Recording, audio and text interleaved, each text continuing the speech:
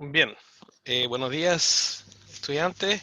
El día de hoy vamos a seguir un poco con el tema que estábamos viendo ayer, que eran las reglas de despacho. Vamos a continuar con el ejemplo que estábamos viendo ayer. Ayer habíamos quedado un poco en estas reglas, el list total work y el list work remaining.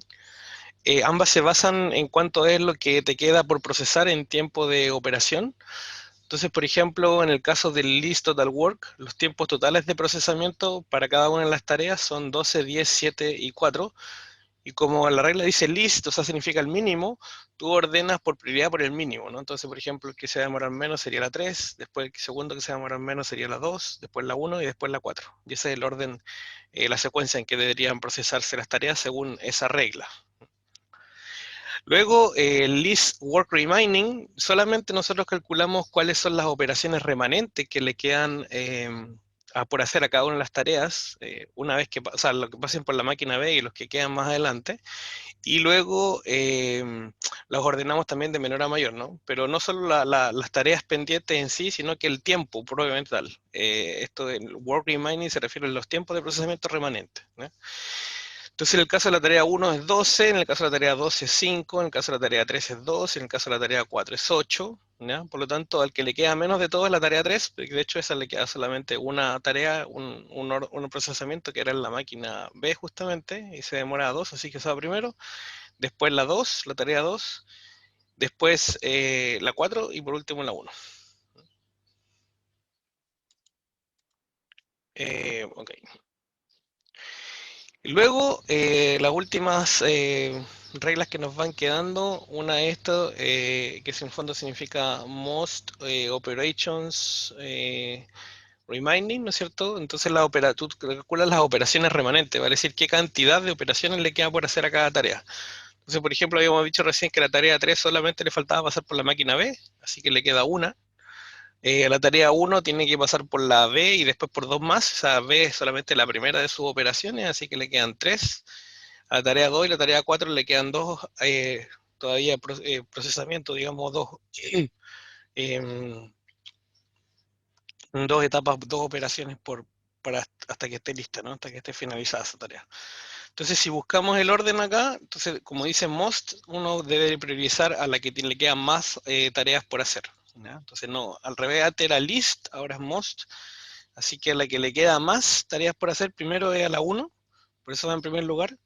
En segundo lugar hay un empate entre las tareas 2 y 4, así que aquí puede ser 1, 2, 4 la secuencia, o puede ser 1, 4, 2, de lo mismo, porque hay un empate, así que eso se rompe arbitrariamente. Y el que va en último lugar sí, porque el que le queda menos operaciones remanentes es la tarea 3, así que la tarea 3 va en ese lugar. Luego, most work remaining, es la misma idea de recién, pero en vez de operaciones yo cuento el tiempo, ¿no? Entonces los tiempos de procesamiento remanente para las tareas 1, 2, 3 y 4 son estos, 12, 5, 2 y 8. Entonces, a diferencia del otro criterio del least work remaining, aquí nosotros nos enfocamos a cuál le queda más, o cuál le falta más por terminar. Y si nos enfocamos en eso, podemos ver que el que le falta más por terminar es a la tarea 1, así que esa debería tener prioridad 1. Luego la segunda que le falta más sería la tarea 4, así que sería en el segundo lugar. Luego la tarea 2 y luego la tarea 3. Ese es el orden que se plantea en esa diapositiva. Y por último, nos falta estas dos reglas. Bueno, cuando hablamos de random, obviamente es algo aleatorio, por lo tanto puede ser cualquier secuencia al azar. Por ejemplo, un ejemplo de eso podría ser esto. Bueno, y recuerden que en el fondo tienen cuatro tareas, ¿no? Por lo tanto, la forma de reordenar esas cuatro tareas es 4 factorial, o sea, hay 24 posibilidades de hacer esto, ¿no? Y la última regla sí que nos queda por ver es Wink o Work in Next Queue. Para poder utilizar esa regla necesitamos saber información de cómo están las colas en el resto de las máquinas, ¿no? Y por ejemplo, para este caso vamos a suponer que las colas en la máquina A es de tamaño 10, ¿no? Y para la máquina C es de 4, ¿no? Por lo cual uno espera que, o sea, puede esperar, ¿no es cierto?, que el trabajo para poder ser procesado en A sea mucho mayor que el tiempo que lo que me voy a demorar en pasar por C, ¿no? Esa es la idea. De ese punto de vista, el siguiente paso, una vez que tenemos información de las colas, es ver por cada una de las tareas cuál es la siguiente operación que tiene que hacer. O sea, qué máquina tiene que pasar una vez que ya pasó por B, ¿no? Que es la máquina actual que estamos analizando.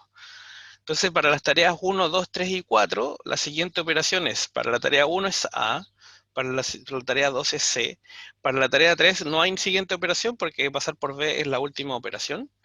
Y la tarea, perdón, y C, para la tarea 4 es pasar por la máquina C. ¿Ya? Entonces, como la idea acá es que el siguiente trabajo en cola sea el menor posible, ¿ya? Uno entonces, como dice acá, ordena las tareas de forma creciente por trabajo en cola, ¿ya? Entonces, por ejemplo, la tarea que primero va a estar lista, o sea, en el fondo que va a quedar lista para salir del sistema, sería la 3, ¿cierto? Porque no le queda mucho por procesar, de hecho no le queda nada, entonces por eso se prioriza.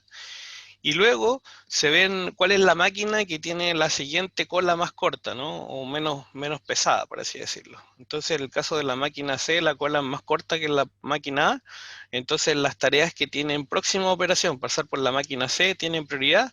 Y por eso acá dice 2-4, pero también podría haber sido 4-2. Los empates nuevamente se rompen al azar. Y la última posición sí es la tarea 1, porque la tarea 1 pasa por la máquina que está más cargada, ¿no? La que tiene cola más larga en este momento en el taller. ¿Dudas? ¿Consultas?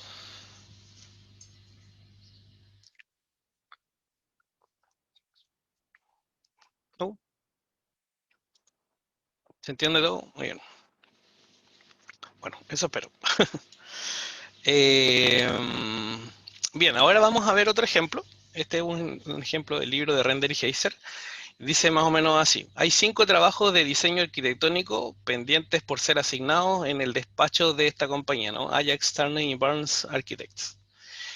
En la siguiente tabla se muestran los tiempos de realización, los tiempos de proceso y las fechas de entrega solicitadas para ellos. Queremos determinar la secuencia de procesamiento de acuerdo a las siguientes reglas. Bueno, aquí básicamente vamos a repetir un poco reglas que ya vimos, de hecho vamos a ver menos reglas, pero la gracia que tiene es que vamos a sacar algunos indicadores de calidad, por así decirlo, de desempeño, relacionados con la programación que estamos armando, para poder tratar de entender qué regla mejor aplica para qué cosa, ¿no? Entonces eso vamos un poco a entender. Eh, Acá sí, fíjense que a diferencia del ejemplo anterior, tenemos una sola máquina, ¿ya? Porque los arquitectos son los únicos que tienen que resolver, digamos, ahí eh, el trabajo, por así decirlo, que tienen que hacer las órdenes. Y por lo tanto, estamos suponiendo que es un taller de una sola máquina, ¿no? O sea, el fondo que todos los trabajos pasan por el mismo lugar, no es que hay máquinas en paralelo ni nada por el estilo. Entonces, a cada trabajo que llegó a este taller, o sea, o a esta empresa, digámoslo así, llegó, ¿no es cierto?, se le asignó una letra según el orden de llegada. Por lo tanto, el trabajo que dice A es porque llegó primero que el trabajo B, después que el trabajo C, el D y el E. El E es el último que llegó, ¿ya? Estos tiempos que están acá son cuántos días nos vamos a demorar en desarrollar ese trabajo, ¿ya? O los tiempos de proceso o de realización en días. Y lo que está acá es cuál es la fecha comprometida de entrega, vale decir, cuándo el cliente respectivo necesita que ese trabajo esté hecho.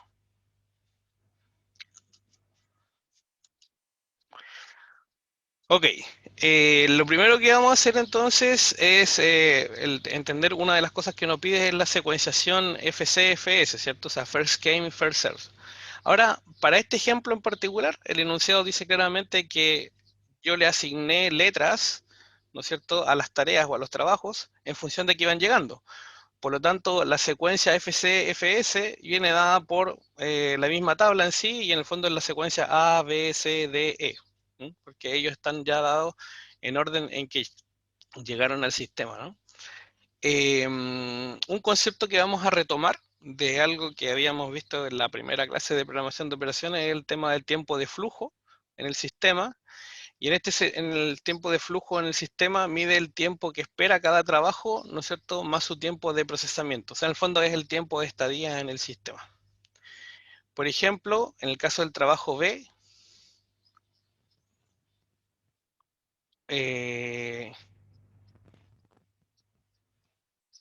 bueno, lo que pasa es que todavía no podemos ver o sea, o entender esto que está acá porque pasa en la lámina siguiente, ¿ya? Pero bueno, pero tengámoslo presente. Dice, por ejemplo, para esta secuencia, si yo ordeno, digamos, secuencia de los trabajos en ese orden, A, B, C, D, E, el trabajo B espera 6 días por ser procesado y demora 2 días en ser procesado, y por lo tanto será completado en 8 días. Así que ese es su tiempo de flujo.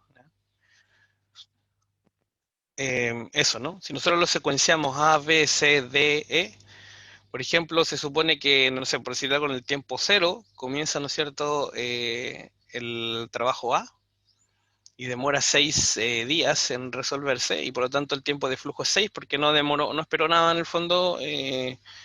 O sea, bueno, esperó, pero no tenemos los datos de cuándo llegó al sistema, ¿no? Entonces, el tiempo de flujo sería 6. Luego, en el caso de B, demora 2 días, pero se puede empezar a procesar una vez que terminó de ocuparse, ¿no es cierto?, la máquina, si lo quieren ver así, de realizar la tarea A. Entonces, ¿cuándo se desocupó? En el tiempo 6. Entonces, recién B pasa a procesarse en el tiempo 6 y por lo tanto termina en el tiempo 8. Pero ¿cuál es el problema? El problema es que la fecha que estaba solicitada por el cliente para su entrega era el día 6. Por lo tanto, hay un retraso del trabajo o una tardanza, por así decirlo, un lateness, ¿no? Así como lo dijimos la otra vez. Y entonces esto nos queda 2. ¿Ya? En el caso de la tarea A, ¿no es cierto? De hecho, la tarea se está solicitada que se entregue el día 8, pero está lista el día 6, entonces de partida no hay ninguna tardanza, ¿no? Tardiness. Acuérdense que la tardanza es el máximo entre 0 y, perdón, sí, sí, entre 0 y el lateness, ¿no? O sea, ¿a qué me refiero? Que, por ejemplo, el lateness era el retraso, por así decirlo, y el retraso puede ser positivo o negativo. Por ejemplo, acá en realidad esto podría haber sido, o sea, si ustedes lo ven así, si yo entrego con 2 días de anticipación lo que necesito, mi tardanza debería ser negativa, ¿no? O sea, no tardanza, el concepto es que, me olvido de la traducción al español, pero el concepto es lateness. El lateness debería ser -2, ¿ya? Pero el tardiness debería ser 0, ¿ya? ¿Por qué? Porque no hubo tardanza, pues no se demoró, o sea, no, el retraso, como dice acá, el retraso es 0, porque no se atrasó, se va a entregar a tiempo, digámoslo así, de hecho con anticipación. Bueno, después de ser procesada la B, ¿no es cierto? Necesita procesarse la C y necesita 8 días. Y como terminó acá el día 8, 8 más 8 serían 16. La fecha comprometida de entrega es el 18, lo alcanzamos a entregar a tiempo, así que no hay tardanza. Bueno, ojo, sí, yo a veces no quise cambiar, digamos, todos los conceptos o los nombres que le daban los libros, porque como les doy el nombre del libro, cuando vayan a buscarlo lo entiendan, probablemente tal, ¿no? Pero es cierto que uno se puede enredar un poquito porque distintos libros, a veces la traducción al español es diferente, ¿no? Así que ojo con eso, pero no son conceptos tampoco tan difíciles de entender. Luego que termina la C, en el día 16, necesitamos 3 unidades de tiempo para procesar la tarea o la orden D, el trabajo D. Y esos 3 días entonces me va a llevar a que termine el día 19, pero la fecha de entrega solicitada era el día 15, ¿no? Por lo tanto, yo tengo 4 días de atraso, ¿no?, para la entrega. En el caso de la E, se ejecuta una vez que está terminada la D, el día 19, 19 más 9 serían 28, el 28 recién estaría lista esa tarea, y la fecha solicitada por el cliente era el día 23, ¿ya? Por lo tanto, va a haber un retraso de 5 días. ¿Ya? Así que el retraso total que se obtuvo para esta planificación es de 11 días. El tiempo de flujo, considerando en el fondo todo el tiempo que pasa cada una de las tareas en el sistema, es 77. Bueno, y el tiempo total de procesamiento, esa es la suma de todos los tiempos que se necesitan para cada uno de los trabajos, ¿no? Entonces ahora, como les decía, la idea de este ejercicio, de este ejemplo, a diferencia del anterior, no solo es ilustrar la regla y cómo planifica, sino que cómo los indicadores de desempeño cambian para tratar de entender qué tipo de regla nos podría servir más, con qué objetivo, ¿no? Con cuál objetivo del scheduling, del programa. Entonces, por ejemplo, el tiempo medio de finalización, o sea, cuánto se demoran en promedio en terminar, yo sumo todos los tiempos de flujo, que es 77, y lo divido por el total de trabajo, que en este caso son 5. ¿Ya? Entonces, en promedio, se demora en 15,4 días, o 15,4 días en promedio están dentro del sistema las tareas, ¿no? Después, la utilización. es el tiempo total de trabajo, ¿ya? O de proceso, en el fondo, que es sumar todos los tiempos, los días de proceso de cada una de las tareas, de los trabajos, dividido por la suma de los tiempos de flujo. Entonces 22 sobre 67 es la utilización, 36,4%. Es como una medida de eficiencia, ¿no? Si lo quieren ver así. Luego, el número medio de trabajo en el sistema, yo sumo todos los tiempos de flujo, que es 77 días, y los divido por el tiempo total de trabajo en proceso, ¿ya? Y eso me da entonces un cociente que lo podría expresar como una cantidad de trabajo en promedio que hay en el sistema. Entonces, en el fondo esto más o menos me dice que en promedio, para toda mi planificación que estoy armando, en cada vez que yo miro el taller así, hay 2,75 tareas por hacerse, ¿no? O sea, en ejecución o bien esperando por ser ejecutadas. El retraso medio del trabajo, aquí simplemente sumamos todos los días de retraso o tardanza, como le decía, que debería ser a lo mejor la traducción más correcta, dividido por la cantidad de trabajo. Entonces el total fueron 11 y si lo dividimos por 5 nos da que en promedio cada una de las tareas se demoró en ser entregada 2,2 días. Esa es la regla first came, first serve, ¿cierto? O el primero que llega al sistema, el primero que se atiende. Ahora vamos a ver cómo aplica o qué consecuencias tiene sobre estos mismos indicadores y en el programa que estamos haciendo de una sola máquina, ¿cierto? La regla SPT, ¿sí? O sea, Shortest Process Time, o el tiempo de procesamiento más corto. Entonces, en el caso de la regla de tiempo de procesamiento más corto, el que se demora menos de todas las tareas es la B, se demora 2, después viene la D, el trabajo D se demora 3, el trabajo A se demora 6, el C se demora 8 y el S se demora 9. ¿Ya? Entonces ahí están ordenados claramente de menor a mayor por tiempo de procesamiento. El tiempo total de procesamiento obviamente va a ser el mismo, pero fíjense cómo cambió esto, ¿no? Recién para que terminaran de irse todas las tareas se iban en el día 77. Y ese era como el concepto del Cmax o el lapso, ¿no? O el make span, no sé cómo le quieran llamar. Y ahora ese tiempo bajó a 65, o sea, el día 65 ya están todos los trabajos hechos. Así que ojo con con esa observación. Y luego, la fecha de entrega solicitada por el cliente, o sea, estos son datos, ¿no es cierto?, que nos daban en función de cada uno de los trabajos. Y fíjense que, por ejemplo, para el caso de la tarea B, necesitaba ser entregada el 6, la entregué el 2, así que no hay tardanza. En el caso de la tarea D, terminó el 5, la fecha solicitada el 15, no hay tardanza. La tarea A necesitaba ser entregada el 8, se entregó el 11, hay una tardanza de 3 días. En el caso de la tarea C, se entregó el 19, se necesitaba entregar el 18, hay una tardanza de un día. Y en el caso de la E, se necesitaba entregar el 23, se entregó el 28, así que hay una tardanza de 5 días. Pero igual si uno lo ve como medida agregada, ¿no es cierto? Recién teníamos 11 días de retraso en total y ahora son solamente 9. Entonces el tiempo medio de finalización en este caso fueron 13 días en promedio. La utilización mayor, 43,1%.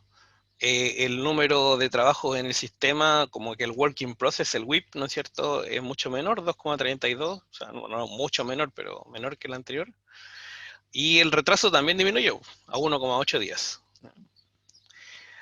Luego, lo que vamos a ver ahora es cómo quedaría esta secuencia, este reorden, si es que aplicamos la regla del earliest due date, ¿cierto? O sea, la fecha de entrega más próxima. Entonces, en caso de la fecha de entrega más próxima, esta columna tiene que ir ordenada. Entonces, el más próximo el 6, después el 8, después el 15, el 18 y el 23, ¿no? Y en ese caso, entonces, partimos por la tarea B. La tarea B se procesa en el tiempo cero, necesita 2 días, así que en el día 2, o al final del día 2, si lo quieren ver así, está disponible la máquina para que se empiece a procesar la siguiente tarea. En este caso, o trabajo, sería la A. Demora 6 unidades de tiempo, 2 más 6 serían 8, así que el día 8 está lista. Esto requería ser entregado el día 8, así que no hay penalización, se entregó a tiempo. En el caso de la tarea D, necesitaba 3 unidades de tiempo, del 8 más 3 serían 11, hay que dar lista el día 11, pero necesitaba ser entregada el día 15, así que no hay demora alguna. Estamos perfectos. Después la C necesitaba ser entregada el día 18, se logró completar el día 19, así que hay un día de retraso. Y en el caso de la E, necesitaba ser entregada el día 23, se entregó el día 28, hay 5 días de retraso. Pero si ven, el retraso total disminuyó, ¿ya? Y acá el tiempo total de flujo aumentó con respecto al SPT, lo que teníamos recién, pero disminuyó si lo ven en comparación al orden de llegada, ¿no? Que era el primer criterio.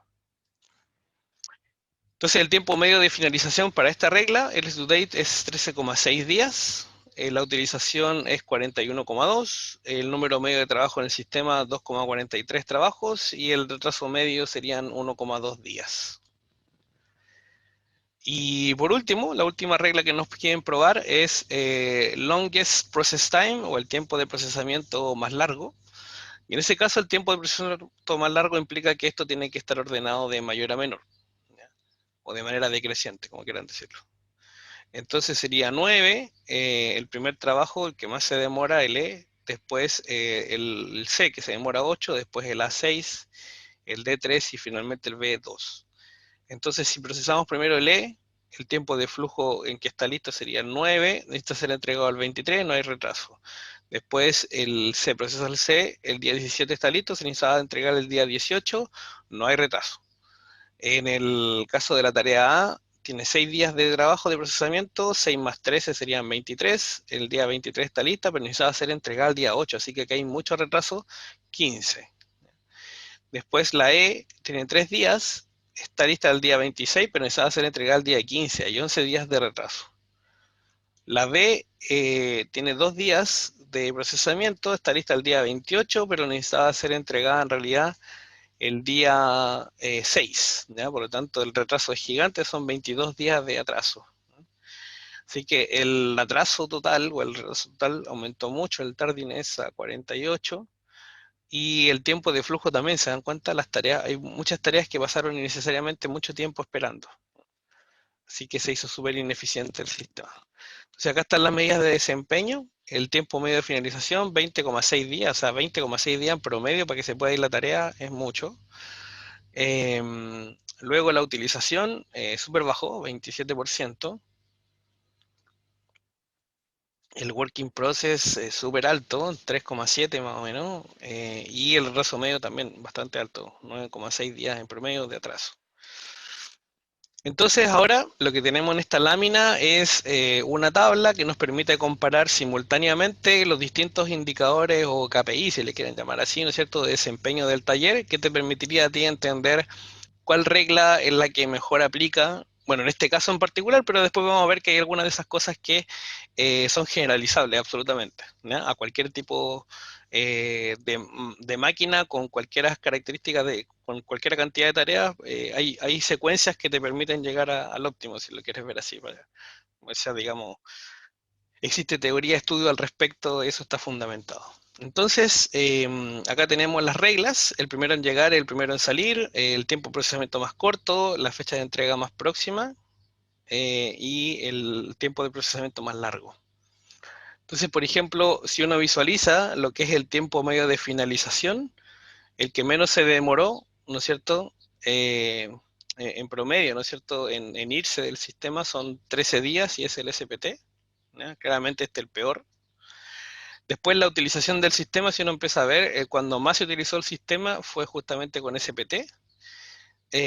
También el número medio de trabajo en el sistema, si uno empieza a mirar, el que mejor se desempeñó es SPT porque es el working process menor, digamos, el que gastamos menos en inventario, si lo quieren ver así. Y el retraso medio, aquí en este caso en particular, el que gana es el earliest due date, ¿cierto? 1,2. Pero el SPT tampoco se porta tan mal, pero el óptimo es el due date. Entonces, ¿qué es lo que uno puede sacar como conclusión de esta diapositiva? Básicamente que la regla, longest process time, es la que peor medidas de rendimiento genera, ¿no es cierto?, para los trabajos que tenía que secuenciar esta compañía. La regla del tiempo de procesamiento más corto, el shortest process time, parece que es la mejor medida, o sea, la mejor regla para las 3 primeras KPI, las 3 primeras medidas de desempeño. Y la técnica del earliest due date, de la fecha de entrega más próxima, nos da que es la mejor para la cuarta medida de desempeño, o el KPI, que sería el retraso medio. Sí, Brian, cuénteme. Profe, si este problema lo contextualizamos y le agregamos costos, por ejemplo, si es probable que la técnica EDD Ujú. podría ser como la mejor, suponiendo que el retraso tiene un costo superior. Ah, bueno, claro, pero ahí estamos haciendo un supuesto, por supuesto, ¿no? Porque en el fondo no tenemos claridad de cuánto es el costo asociado a la entrega tardía versus el costo, por ejemplo, de estadía en el sistema, ¿no? Porque obviamente el mantener muchas tareas en el sistema también conlleva un costo, que es el costo en el fondo como de mantener inventario, ¿no? El costo del WIP. Entonces, de trabajo en proceso. Entonces, en el fondo, por ejemplo, si comparas el trabajo en proceso en una con otra, bueno, igual el due date es un poquito más grande, quizás no mucho más, pero en cuanto a costos, si fuera exactamente lo mismo, esto sería más costoso que esto. Entonces, habría que contrastar qué tanto es la diferencia en costos acá con esto, ¿no? Para tomar finalmente esa decisión. Ya, perfecto, pero entonces sí podríamos trabajar esto con costo para Sí, como un por supuesto. problema. eh, Ya, Sí, sí, sí, gracias, profe. por supuesto que sí. No, de nada. Entonces, lo que hemos descubierto acá no es nada nuevo, digamos, en realidad está bien estudiado, y es que esta regla del tiempo de procesamiento más corto es la que mejor se desempeña en ambientes de una sola máquina, cuando el objetivo es minimizar el trabajo en proceso, ¿no es cierto? Maximizar la utilización o minimizar el tiempo promedio de estadía, digamos. ¿Sí? O sea, básicamente todas las medidas de desempeño que estén relacionadas con el tiempo de completación, por así decirlo, el SPT es lo que mejor se desempeña cuando es una sola máquina. ¿Ya? Ojo con eso. Y la técnica de la entrega, la fecha de entrega más próxima, esa técnica, digamos, o esta regla de secuenciación, es la mejor regla cuando el propósito es minimizar el tardiness, ¿no es cierto? O sea, minimizar la tardanza, ya sea promedio o total, etcétera, en ambientes de una máquina, sí, estamos hablando solamente de eso. ¿Se entiende eso? ¿Se entiende más o menos el problema? Sí, profe. Excelente. Vamos entonces a hacer un resumen de estas reglas de despacho. Entonces, como bien lo pusimos en color rojo ahí para destacarlo y que les quede súper presente, no hay ninguna regla de despacho que siempre sea mejor para todos los criterios que uno puede tomar. ¿Ya? Siempre hay diferencia, digamos, alternativa, y también depende del ambiente de máquina, ¿no? Que lo que yo les explicaba, que no da lo mismo si ustedes están programando un taller con una sola máquina, un taller con máquinas en paralelo, un taller con de Flowshop o de JobShop, no es exactamente lo mismo. Cada taller tiene sus características propias y su forma propia de resolverse, ¿sí? Entonces cada taller tiene sus propias características y es un mundo aparte, si lo quieren ver así, ¿no? Pero en ambientes de una máquina esto es importante considerar. Por ejemplo, como dice ahí la experiencia, indica que la regla del tiempo de procesamiento más corto o el menor tiempo de procesamiento es generalmente la mejor técnica cuando se busca minimizar el flujo de trabajo y para minimizar el tiempo medio de los trabajos en el sistema. ¿Qué desventaja tiene? Que los trabajos que son de larga duración son continuamente rezagados. O sea, en el fondo los trabajos que se demoren mucho siempre van a ser los últimos que se retiren del sistema y eventualmente se podría ser una desventaja para esos trabajos. La prioridad favorece a los trabajos que tienen una corta duración y los clientes pueden quizás no ver bien esto, eso es interesante, y deben hacerse ajustes periódicos para que puedan llevarse a cabo trabajos más largos. Claro, o sea, en el fondo un cliente se puede sentir discriminado, si lo quieres ver así, por el hecho de que su trabajo, no sé, pues no se respetó su orden de llegada, por ejemplo, cualquier cosa, porque en el fondo esta técnica lo que busca es procesar siempre primero lo que menos demore, independiente de cuándo llegó al sistema, por ejemplo, ¿ya? O independiente de cuánto es la fecha comprometida de entrega. Luego, la regla de primero en llegar, primero en servirse, o first came, first served, no da buenos resultados en la mayor parte de los casos, ¿ya? Aunque tampoco son todos realmente malos, pero una ventaja que tiene es que parece justo, como yo le decía, para los clientes, porque si tú llegas, ¿no es cierto?, y quieres que, no sé, vas a fotocopiar un libro, es una sola la fotocopiadora, tú esperas que se respete el turno de llegada, ¿no? Sin embargo, a lo mejor si es que yo lo veo como que van a llegar muchos clientes, tengo que fotocopiar muchos libros, lo lógico sería que fotocopio primero los que se demoren menos y después los que se demoren más, si el propósito es minimizar algunas de esas medidas de desempeño asociadas con el flujo, ¿no? Que es lo que explicaba anteriormente. Entonces, eso es un poco lo que hay que tener en cuenta al momento de implementar esto en la realidad, es que el primero en llegar, el primero en servirse es lo que el cliente percibe como más justo, pero sin embargo no es lo más eficiente desde el punto de vista del rendimiento del sistema. Y por último, la fecha de entrega más próxima, el earliest due date, lo que hace es minimizar el retraso máximo, ¿ya? Y el retraso promedio también. O sea, en realidad todas las medidas de retraso, esa es la regla, digamos, ¿no? Y lo que puede ser necesario en el caso de trabajos que tengan una fuerte penalización después de terminada la fecha. Bueno, eso es lo que plantea Brian recién, ¿no? O sea, en el fondo, ¿esto es gratis? ¿Programar así de esa forma gratis? No, no es gratis, por supuesto que tiene un costo, y ese costo a lo mejor no es solamente operacional, sino que también hay un costo por un contrato involucrado, hay un costo de imagen, tantas cosas que pueden estar involucradas, ¿no? Así que sí, es efectivamente, si es que uno quiere proyectar ese tipo de imagen hacia el cliente por la entrega, y sobre todo cuando los talleres son o sea, no sé si es transparente, ¿no? Quizá el concepto de decir cajas negras, en el sentido de que tú vas, dejas tu trabajo, te olvidas y ellos te avisan cuando, no sé, pues es como tu auto, ¿no? Tu auto se va a reparación y ellos te avisan cuando está listo. Eh, Eventualmente la fecha de entrega más próxima puede ser una buena medida cuando tú te comprometiste con una fecha en particular y si no cumples con esa fecha tienes que pagar una penalización alta. Bien, eso. Tenemos otro criterio que se llama el índice o la razón crítica, no sé cómo le quieran llamar, índice crítico o razón crítica, en inglés es critical ratio, y es una regla de despacho que es bastante similar a Covert, ¿ya? Esta regla la agregué también porque en las otras, cuando las definimos las otras, que era de otro libro, no salía explícitamente esta, pero es muy similar a lo que es Covert, pero es para que igual entiendan lo útil que tiene esta regla, ¿eh? En cuanto al uso. Entonces, en este caso, el concepto de costo por demora que tenía la regla de Covert se cambia por el tiempo remanente, en el fondo que es la diferencia entre la fecha de entrega comprometida y la fecha actual en que voy a procesar esta tarea. Consiste en un índice que se calcula dividiendo el tiempo que falta hasta que se compromete, la fecha comprometida de entrega, ¿no es cierto? Y se divide ese tiempo entre el tiempo de trabajo restante, vale decir, cuánto tiempo te queda hasta que puedas finalizar, ¿no es cierto?, esta tarea. Los trabajos que tengan bajos índices tienen prioridad por sobre aquellos que tienen altos índices críticos. Claro, porque en el fondo lo que tú quieres es priorizar que los que estén más retrasados se hagan antes. Esa es un poco la lógica. Entonces, esta es una regla de despacho que es dinámica. Acuérdense que hemos clasificado la regla de despacho como dinámicas estáticas, locales o globales, ¿no? Y es una regla dinámica porque en el fondo a medida que va avanzando el tiempo en el taller, tú vas cambiando cuánto tiempo te queda por procesar, ¿no es cierto? Cuántas tareas te faltan y en el fondo también cuál es la fecha actual. Entonces, es dinámica. Tiende a ser mejor que las reglas, por ejemplo, como decíamos acá, el primero que llega, el primero que se sirve, o el tiempo de procesamiento más corto, o la fecha de entrega más próxima y el EPT, para el criterio del retraso medio.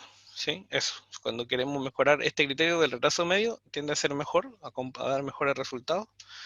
Y lo que hace es dar prioridad a los trabajos que deben realizarse para mantener el programa al día. Como les decía, trata sí o sí de mantener el programa al día, por lo tanto, lo que esté más atrasado lo va a procesar primero, ¿ya?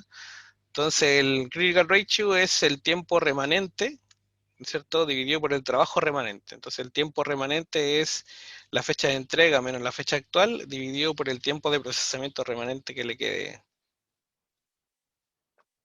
Y una forma fácil de identificar la interpretación de este índice es que si es menor a 1, tiene claramente un retraso con respecto al programa porque el tiempo que le falta no es suficiente o no alcanza a ser cubierto con las fechas comprometidas, ¿no? Si lo quieren ver así.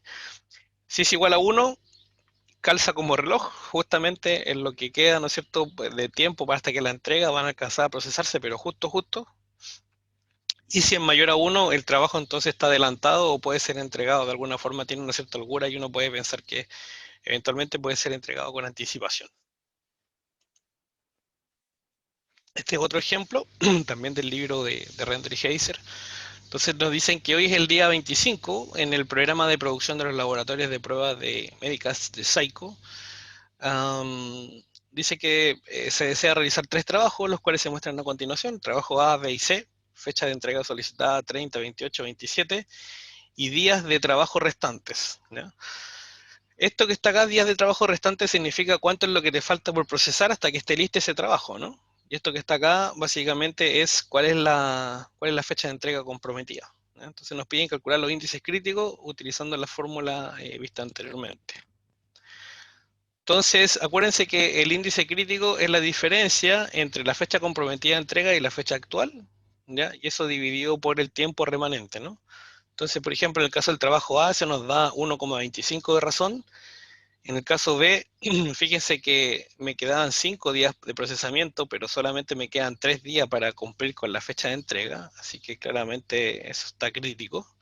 Y en el caso de C, 27 menos 25 dividido por 2 nos da exactamente 1, así que uno puede observar ciertas características, ¿no? Por ejemplo, como esta razón es mayor a 1, ¿no es cierto? Uno debería decir que es la menos prioritaria porque en el fondo va incluso con cierto adelanto, ¿ya? Entonces se puede permitir incluso eventualmente un poquito de retraso, ¿no? O sea, en el fondo porque acá te quedan 5 días para entregarla, pero tú necesitas 4 días nomás de procesamiento, así que tienes incluso un día de holgura. En el caso de la tarea B es la que está más crítica porque está realmente atrasada, por eso la razón es menor a 1, porque te das cuenta, acá te quedan 3 días para cumplir con la fecha de entrega, pero tú necesitas 5 días más de procesamiento. Entonces está realmente atrasado, así que esa es la que tiene mayor prioridad y se prioriza. Y en el caso de la tarea C, estamos justo a tiempo, en el fondo, porque te quedan 2 días para cumplir con la fecha de entrega y también te quedan 2 días de procesamiento, así que la entregarías justo a tiempo. Em, Eso. ¿Mm? Entonces, ¿qué es lo que correspondería hacer en este caso? Como esto es una regla dinámica, como dice acá, deberíamos priorizar hacer la tarea B, ¿no es cierto? Y luego que procese la tarea B, ¿no es cierto? Eventualmente estos índices se recalculan para los trabajos A y C para ver cuál queda con mayor prioridad, ¿no?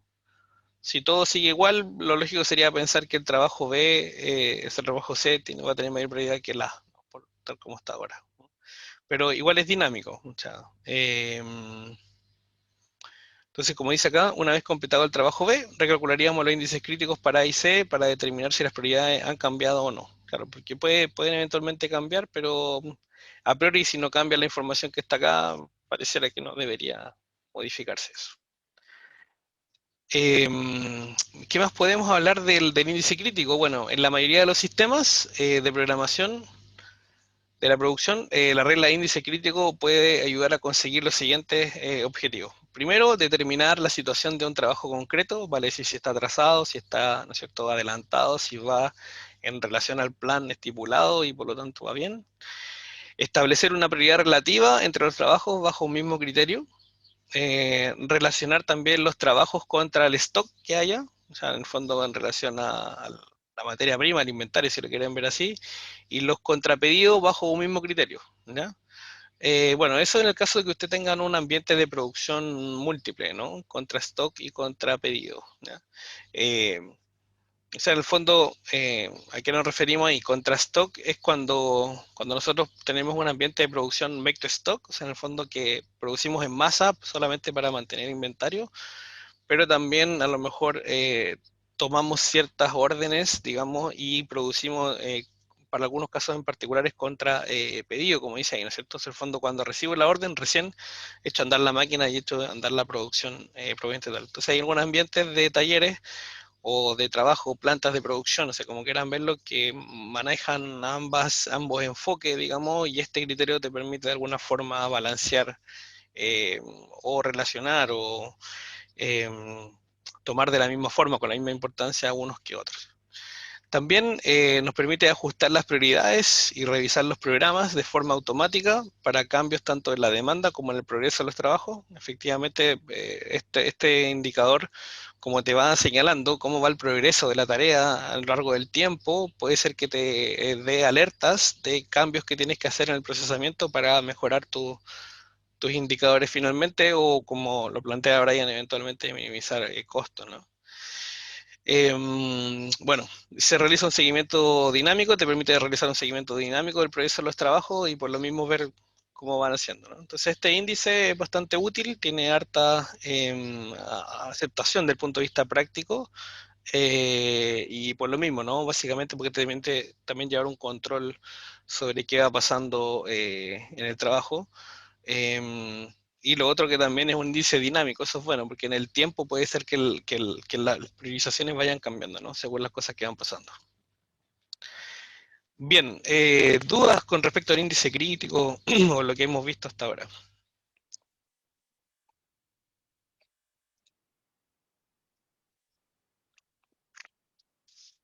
¿No? Bien, quiero asumir que todos están aprendiendo. Ok. Bueno, dentro de lo que es el scheduling o la programación de piso existen diferentes etapas, ¿no? Lo que nosotros acabamos de ver es la etapa que se conoce como secuenciación. De hecho, quizás voy a salir un poco de la presentación para mostrarle otra diapositiva que mostramos en la primera clase, pero solo a modo de recordatorio, ¿no? Básicamente esto, ¿cuáles son las actividades de control y planificación a nivel de piso? ¿Ya? Entonces tenemos la programación, propiamente tal, tenemos la carga, que ya vimos, ¿no es cierto? Que había carga finita, carga infinita, carga vertical, carga horizontal, que tiene que ver en el fondo cómo yo considero que tengo, ¿cómo podríamos decir? La suficiente capacidad para atender lo que necesito, ¿no? Y cómo programo de esa manera adecuada, considerando esos elementos. Vimos secuenciación, vimos las distintas reglas de secuenciación, lo que se conocen como las reglas de despacho o dispatching rules. Y lo que nos falta volver un poco es la parte de monitoreo y control, ¿sí? Después, más adelante, vamos a retomar un poco distintos ambientes de máquinas y vamos a ver distintos algoritmos. También deberíamos pasar por cómo se programan los servicios, en particular cómo se programan los turnos de trabajo, ¿no es cierto? Las distintas asignaciones. No sé, cómo se hacen los programas de trabajo en hoteles, en hospitales, en el retail, ¿no es cierto? En supermercados, no sé, Falabella, Ripley, etcétera, ¿no? Eso deberíamos verlo también, hacia más al final del capítulo. Entonces, volviendo un poco a la presentación y ya recordando eso, como etapas dentro de lo que es importante considerar para la planificación de piso, eh, vamos aquí a lo que es monitoreo, ¿no? Estamos acá. Bien, entonces el monitoreo básicamente lo que consiste es una, si lo quieren decir de otra forma, podría ser como una especie de, de auditoría, ¿no? Pero en el fondo a lo que nos refiero son herramientas de control para ver cómo va el progreso en función de lo que nosotros planificamos, ¿no? ¿Qué también se va realizando esto? Entonces tiene un conjunto de herramientas que te permiten hacer eso, ¿ya? Y básicamente, como aquí dice, lo que uno quiere ver es el tiempo que gasta un operario en cada tarea, los resultados de control de calidad o inspecciones, la utilización de recursos, que deben ser también, ¿no es cierto?, registrados de alguna forma. O sea, de alguna forma yo quiero controlar qué le está pasando. Y para que la información recogida en cada centro de trabajo o máquina sea valiosa, esto debe ser actualizada, debe ser exacta y accesible, ¿no? Generalmente esto se trabaja a través de ERP, ¿no es cierto?, de sistemas ya informáticos pensados en manejo completo de recursos de la organización como SAP puede ser.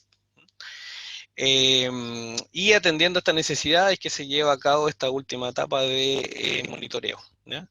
Entonces el monitoreo lo que hace es que recibe la información necesaria y la transforma en varios reportes que son utilizados por las distintas personas que administran el taller, ¿ya? Que son operarios y administradores, y el avance de los reportes puede ser generado para mostrar el estado de las tareas individuales, la disponibilidad de utilización de ciertos recursos y el rendimiento de operarios individuales o centros de trabajo. O sea, en el fondo te permite hacer un mapeo completo de qué está pasando y eventualmente cómo se puede mejorar, consultar también si es que algún operario no está rindiendo lo que debería rendir, etcétera, o ver alguna máquina a lo mejor está fallando, bueno, tantas cosas, ¿no? En el fondo esa es la pega del monitoreo. Y además se pueden generar reportes excepcionales como destacar deficiencias en ciertas áreas, tales como exceso, reprocesamiento, que haya continuamente escasez de producto, etc. Las principales herramientas que se manejan en lo que es el ámbito del monitoreo, ¿ya? Son herramientas justamente bastante conocidas en general y que lo que justamente hacen es permitir controlar el avance de la planificación, ¿no? Y estos son informes de estado y de excepción, básicamente como un conjunto de informes que entregan información sobre los retrabajos que se han hecho, cuántas piezas, por ejemplo, se han desechado, o sea, índices de calidad relacionados a tu producción, demoras, cuál es la utilización, el uso de las máquinas, etcétera. Nuestras famosas cartas GAN también, por supuesto, son sin duda una herramienta súper valiosa porque nos permiten mostrar cómo es el progreso de las actividades en el tiempo, ¿cierto? Entonces muestra tanto las actividades planificadas como las finalizadas en función del tiempo. Y también tenemos acá lo que se llama control de input-output. También se llama, en español lo podríamos traducir como control de entradas y salidas. También se le llama como control de insumo-producto, ¿no? Pero tiene que ver un poco con lo que entra, lo que se está planificado que se produzca en la máquina y la salida, ¿no? Que es el producto propiamente tal. Entonces monitorea la entrada y la salida en cada máquina o en cada centro de trabajo. Entonces, los informes de estado y excepción, dentro de los principales informes se encuentra la lista de despachos diarios. Básicamente acá lo que se indica al supervisor son las tareas que deben ser ejecutadas en ese día, sus prioridades, la duración de cada una de ellas y en cada máquina, en qué lugar tiene que ser procesada, ¿no? Entonces es un informe donde tienes acá eh, una fecha de comienzo, pero este informe es para cada uno de los días, ¿no? Aquí tienes un identificador del trabajo que se debe hacer, una descripción en qué consiste y cuánto es el tiempo de ejecución. Obviamente esta descripción de alguna forma te dan automáticamente el centro de máquina donde tiene que ser llevado. También tenemos el informe de demoras previstas, ¿ya? Y esto es realizado por el planificador de piso y se hace una o dos veces a la semana y es revisado por el jefe de taller de piso, digamos, que anticipa algunas series de demoras que podrían afectar al plan maestro de producción. Entonces tenemos, por ejemplo, acá la fecha, tenemos un identificador de las partes, cuál es la fecha que estuvo programado, cuál es la nueva fecha como la recalendarización. Y acá explicamos cuál es la causa de la demora, ¿no? ¿Por qué se está demorando? ¿Qué pasó en el taller, digamos? ¿Qué pasó en la máquina, etcétera? Y cuál es la acción que vamos a tomar para corregir ese problema.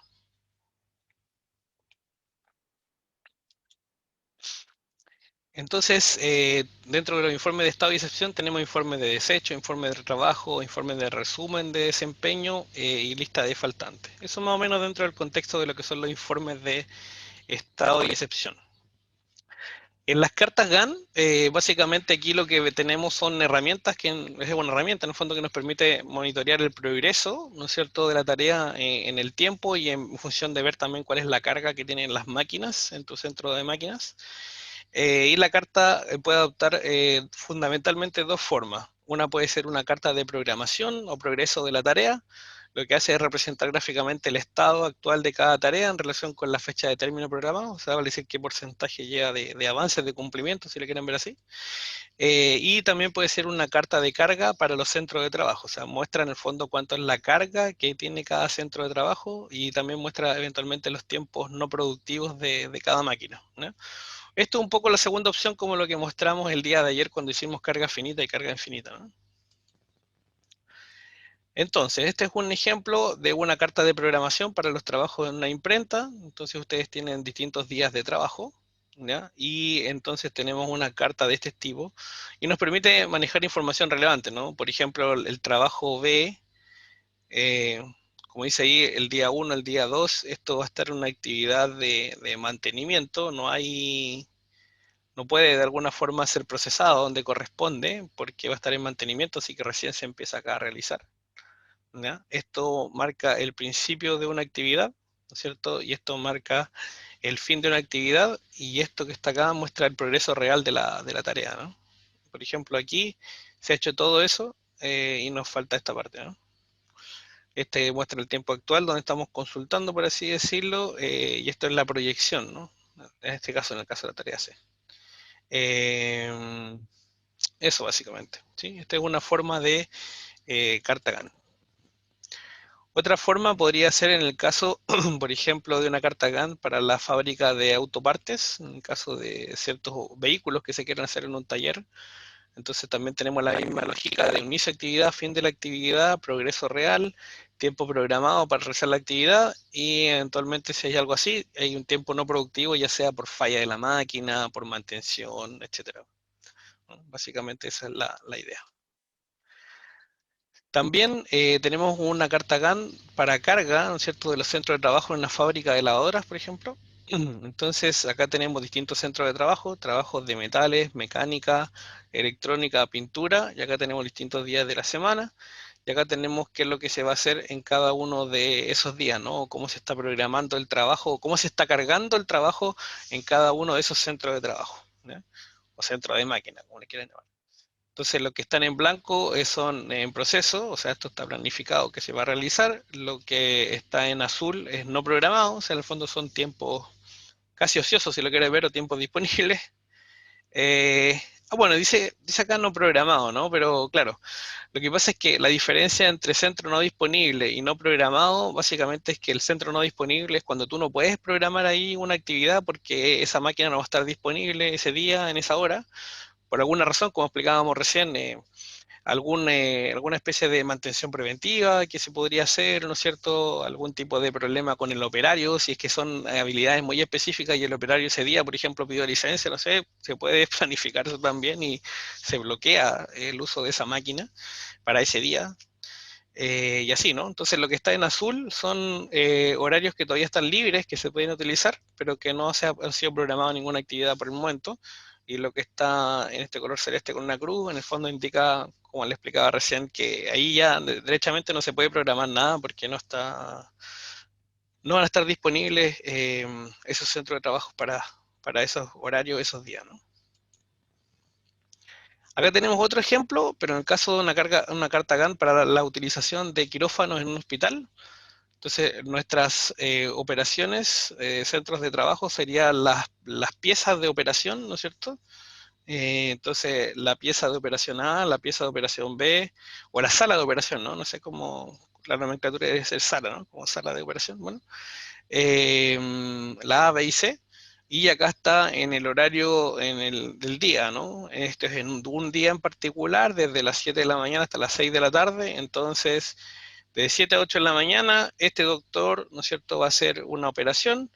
Acá va a estar bloqueado, no se puede hacer ninguna actividad. Seguramente hay, digamos, hay programadas actividades de limpieza, higiene, etcétera, ¿cierto? Después viene otro doctor, después tampoco se puede usar durante una hora y después viene otra doctora. Bueno, y así, ¿no? Para cada una de las salas de operación que tiene este hospital. Bien. Eh, Bueno, por último, dentro de esto que le estábamos explicando de herramientas de monitoreo, está lo que es control de entrada y salida, o input y output, o bien, como hablamos, también puede ser considerado como insumo y producto. Y esta es una característica importante de un sistema que te permite de alguna forma llevar el control, el monitoreo. Lo ideal sería que nunca el trabajo de entrada a un centro de trabajo debe exceder al trabajo de salida, ¿ya? O sea, en el fondo yo no puedo programar más que llegue de lo que salga, ¿no? Si hacemos el símil con teoría de cola, si se recuerdan de investigación operativa 2, no sé si se acuerdan, pero había un coeficiente en teoría de cola que era el ρ, que era el factor de utilización, ¿cierto? Y que era lambda partido por S mu. Bueno, nosotros sabíamos que si ese coeficiente era mayor a 1, las fórmulas no funcionan, digamos, todo se va a la punta del cerro porque en el fondo no hay estado estable, ¿no es cierto? Desde ese punto de vista estocástico, acá un poco es la misma idea. Básicamente no podemos empujar mucho trabajo al sistema más de lo que realmente podemos hacer, ¿no? Entonces, si no, al final siempre vamos a tener problemas de que vamos a hacer reventar el sistema. Entonces, esta es una herramienta que permite controlar un poco eso. Entonces, si las entradas exceden a las salidas, se van a sobrecargar las instalaciones, se van a producir retrasos, backlog, es decir, órdenes recibidas, pero que finalmente no van a ser procesadas, ¿ya? Este es el concepto en inglés, backlogs. Retrasos puede ser uno de las traducciones de backlogs. Otra traducción también puede ser órdenes pendientes, algunas veces lo llaman así. Entonces la sobrecarga provoca una acumulación de órdenes en la instalación, lo cual conlleva a ineficiencia y a problemas de calidad. Si los trabajos están llegando a un ritmo inferior al cual se están procesando, entonces se subutilizan las instalaciones y los centros de trabajo podrían quedarse sin qué hacer. Entonces lo importante es el balanceo, ¿no? O sea, no puede haber mucha sobrecarga, porque esto conlleva ineficiencia o problemas, pero si llegan muy pocos también puede haber una subutilización de las instalaciones y al final en el fondo se transforman en tiempos ociosos o baja utilización del sistema, ¿no? Entonces hay que hacer un balance y por eso hay que hacer un control de entradas y salidas. Entonces la subutilización de las instalaciones da lugar a capacidad ociosa y desperdicio de recursos. Por lo tanto, el control de entrada y salida lo que busca hacer es identificar las sobrecargas y las subutilizaciones que podrían haber en el tiempo, ¿no?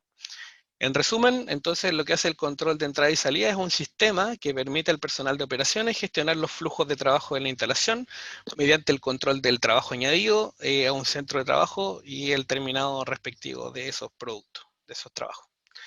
Entonces, la figura siguiente es una analogía bien interesante que explica un poco el tema del cuello de botella y lo hacemos, ¿no es cierto?, a través de, como dice una analogía, el proceso de control de taller explicado a través de el flujo del agua. O sea, si ustedes se dan cuenta acá, nosotros tenemos un recipiente, ¿no es cierto?, donde tenemos órdenes no liberadas todavía, ¿no es cierto?, órdenes abiertas no liberadas, y acá llegan las nuevas órdenes. Cuando nosotros abrimos la llave, ahí estamos liberando las órdenes. Esto entonces se convierte en tu tasa de entrada al sistema, ¿cierto? Bueno, todo esto es tu sistema de tu control de la producción. Y acá tú llegas, ¿no es cierto?, estos trabajos, y por lo tanto aquí tienes el trabajo en proceso, aquí está la carga de trabajo. Sin embargo, esto está limitado a qué? A tu capacidad, pues. Y la capacidad está en esta parte, ¿no? Es ese sifón, por así decirlo. ¿Ya?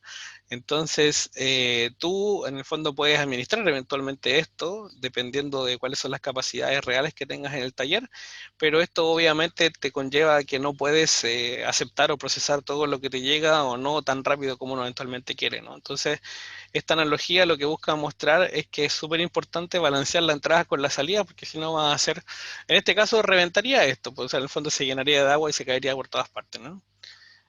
Bueno, y esto que está acá, desde que se carga el proceso hasta que termina la orden es completada, ¿no es cierto? Es el lead time o el tiempo de retraso, si lo quieren ver, relacionado a la manufactura propiamente tal.